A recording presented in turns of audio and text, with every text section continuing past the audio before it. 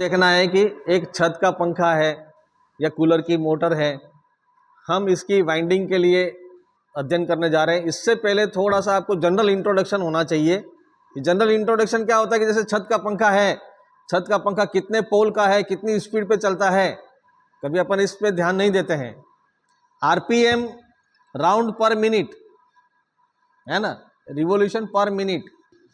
पोल और स्पीड में क्या संबंध होता है? जैसे जैसे पोलों की संख्या कम होती है स्पीड बढ़ती है, और जैसे जैसे पोलों की संख्या हम बढ़ाते हैं उसके आरपीएम कम होते हैं। तो ज़्यादा पोल वाला होगा तो कम आरपीएम होंगे, कम पोल वाला होगा तो अधिक आरपीएम होंगे। और वो मैक्सिमम, जैसे ये मोटर है 2 पोल की अगर करते हैं तो 2 पोल की एक मोटर है तो अधिकतम 3000 आरपीएम होंगे।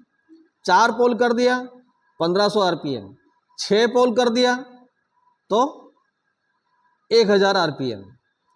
तो आप जैसे जैसे पोलों की संख्या बढ़ाते जाएंगे आरपीएम कम होते जाएंगे, मतलब स्पीड कम होती जाएगी। अब वाइंडिंग में जैसे ये स्टेटर है, ये पंखे का फैन मोटर है, इसकी वाइंडिंग अपन जब आप करेंगे उस समय ये ध्यान रखना है कि हमें इसको कितनी स्पीड से चलाना है। अगर हमें 2000 आरपीएम पे 3000 आरपीएम पे चलाना है, इसको अगर 3000 आरपीएम पे चलाना है तो इसमें कॉइल जो डलेगी वो 1 से लेके 12, इसका पिच बड़ा हो जाएगा, इतनी लंबी कॉइल लेंगे। अगर 1500 आरपीएम पे चलाना है तो इसका कॉइल पिच 1 से 6 रहेगा। 1000 पे चलाना है 1 से 4 रहेगा। तो पिच, ये पूरा डिटेल हो गया वाइंडिंग का, अपन ड्राइंग बनाएंगे उसके बाद तो फिर ये मालूम पड़ जाएगा। तो ये संबंध होता है इसका स्पीड और पोल का। अब यहाँ हम देखते हैं एक छत का पंखा, ये कितने पोल का है। यहाँ पोल दिखाई देते नहीं है, आपको ये स्टडी करना है। तो सबसे पहले तो हमारा छत का पंखा है तो उस पर नेम प्लेट पे क्या क्या लिखा रहता है ये हमें थोड़ी जानकारी चाहिए, बेसिक जानकारी। तो प्लेट के ऊपर अनुमान अपन गौर नहीं करते हैं, इस पर क्या लिखा रहता है। सबसे पहले तो कंपनी का नाम, जरा इससे पहले तो इसमें कंपनी का नाम लिखा रहेगा, जैसे किस कंपनी का बना हुआ है, ये कंपनी का नाम लिखा हुआ है, ठीक है, जुल्टा सीलिंग फैन। और उसके बाद फिर यहाँ लिखा है स्वीप। स्वीप का अर्थ होता है घेरा, ये 1200 mm लिखा हुआ है। स्वीप 1200 mm का क्या अर्थ निकलता है? आपके सेंटर से लेकर के और इस ब्लेड की ये किनारी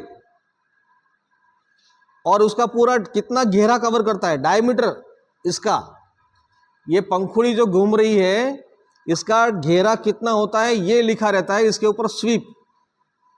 अगर ये आपको मेजर करना है, ये नापना है, तो इसके सेंटर से आप इस ब्लेड का लास्ट सिरा पकड़ो और इसको देखो तो पूरा जो घेरा है 1200 mm, तो ये कितना होना चाहिए 600, यहाँ से लेकर के यहाँ तक 600 mm, मतलब 60 सेंटीमीटर। स्केल लाओ या फीता लाओ, नाप लो इसके सेंटर से यहाँ तक, तब हमारा पंखा ये 1200 mm घेरे का हो गया। ठीक है, ये ऊपर कंपनी ने लिखा, ये बराबर है टेस्टिंग करने का। ये इस स्केल से तो नहीं होगा, ये 30 लो। अब यहाँ से ये अगर नापना भी चाहते हैं तो ये 300 हो गया, यहाँ तक 300 और आगे ये 300 हो गया 600, 30 और 30 60 सेंटीमीटर। यहाँ से पूरा 60 सेंटीमीटर है तो ये पूरा घेरा इसका 1200, ये 1200 लिखा हुआ इस पर है, इसका अर्थ ये निकलता है। अगला है तो पंखे का स्टेटर, इसमें कितने पोल होंगे। अब लाना है स्टेटर, ये स्टेटर लाओ। अब ये हमारा ये छत के पंखे का स्टेटर है ये, ठीक है। ये कितने पोल का है, इसमें अपन पोल चेंज नहीं कर सकते। ये स्टेटर इस ढंग से बनाया, छत का पंखे की डिजाइन इस ढंग से है कि हम इसके पोल चेंज नहीं कर सकते।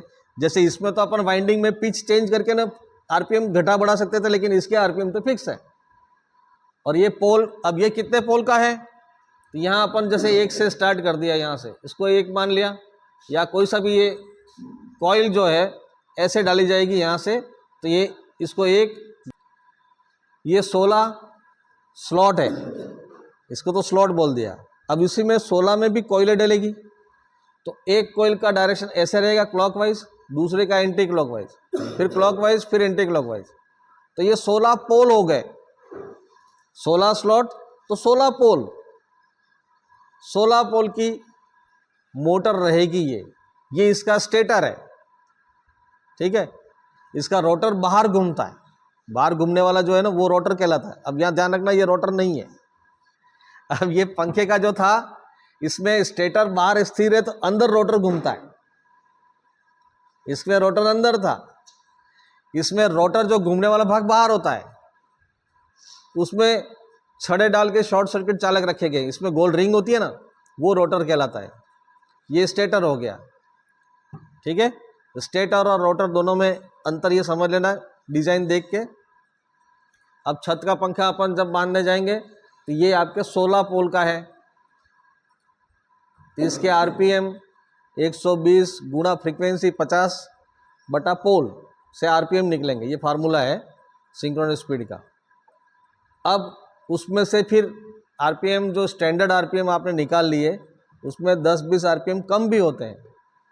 इसकी वजह इसमें लॉसेस ये होते हैं कि ये जो आपका कोर है, कोर पुरानी हो गई, पंखा 1-2 बार जल गया, फिर बांधा, फिर जला, फिर बांधा। जब आप बांधने जाओगे थोड़े थोड़े आरपीएम कम होते जाएंगे, क्योंकि इसमें लॉसेस होने शुरू हो जाते हैं ना। ये पत्तियां जंग खा गई हैं, इसके जो लेमिनेटेड कोर है लेमिनेशन खत्म हो गया। एक नया पंखा और एक पुराना पंखा आप रिवाइंडिंग करोगे थोड़ा बहुत तो अंतर आएगा ही। अगर आपने टर्न भी बराबर लगा रखे हैं और वायर गेज भी बराबर लिया है फिर भी थोड़ा सा अंतर आता है। उसकी वजह ये कि इसकी बॉडी में थोड़ा सा ये हीट आने की वजह से एडी करंट लॉसेस बढ़ गया, जिसकी वजह से स्पीड कम हो जाती है। लॉसेस ज़्यादा हो गए तो स्पीड कम हो जाएगी। साइज़ इसका 1200, 900, 1400 ऐसे अलग अलग। अधिकतर तो 1200 mm घेरे के काम में लेते हैं अपन अधिकतर, लेकिन कभी कभी अगर आपको कम चाहिए, कम जगह में अगर सीलिंग फैन लगाना है तो आप 900 mm घेरे का, आरपीएम मत बोलना, 900 mm मतलब घेरा, 900 mm साइज हो गई।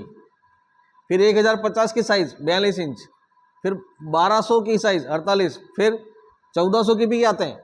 थोड़ी ब्लेड और लंबी हो जाएगी 1400 के, जैसे वर्कशॉप में लगाने हैं बड़े वर्कशॉप में तो 1400 घेरा स्वीप